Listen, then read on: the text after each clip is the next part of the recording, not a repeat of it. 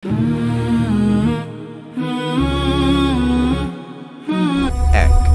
সূরা ফাতিহা, হিদায়াতের দরজা।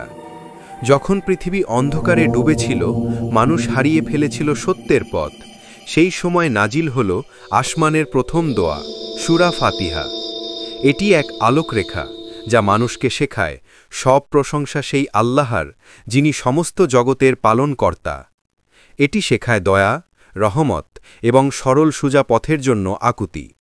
ফাতিহা শুধু সূরা নয়, এটি হিদায়াতের দরজা, যা আজও লক্ষ কোটি মানুষের তাজকিয়া, ইবাদত ও দোয়ার কেন্দ্রবিন্দু।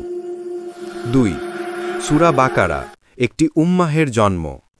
হিজরতের পর মুসলমানরা যখন নতুন সমাজ গড়ছিল, তখন মদিনার আকাশ থেকে নাজিল হল সূরা বাকারা, বিধান, ন্যায়, সামাজিক কাঠামো আর ঈমানের ভিত্তি। এতে আছে বানু ইসরাইলের শিক্ষা, কাবার পুনর্নির্মাণ, নামাজ, রোজা, জাকাতসম জীবনের সব দিকের নির্দেশ। এই সূরার কেন্দ্রবিন্দু হল আল্লাহর শক্তি ও ক্ষমতার আলো, আয়াতুল কুরসি।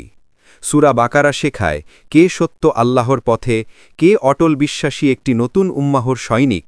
৩, সূরা আল ইমরান, পরীক্ষার মুহূর্তে শক্তি।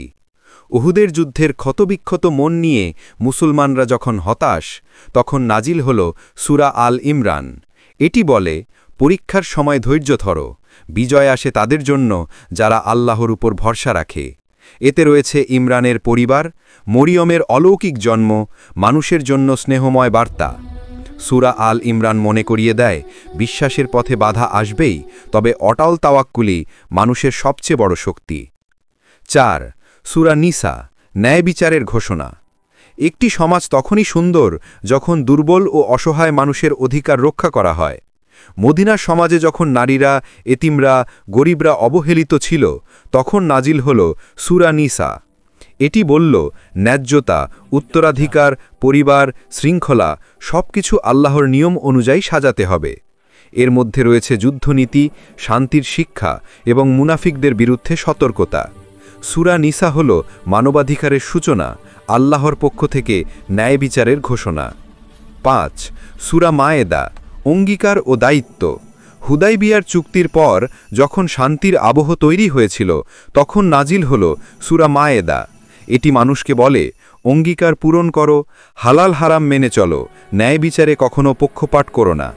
এতে রয়েছে খাদ্যবিধান, সামাজিক সম্পর্ক, নবীদের সম্মান এবং কিয়ামতের দিন ঈসা আলাইহিসসালামের সাক্ষ্য। সূরা মায়েদা শেখায় দায়িত্ববান হওয়া আল্লাহর প্রতি আনুগত্যের বড় নিদর্শন। ৬, সূরা আনাম, তাওহীদের আলো। মক্কার অন্ধকার দিনগুলো, অবিরাম নির্যাতন, শিরকের দাপট আর নানান অযৌক্তিক প্রশ্নবাণ।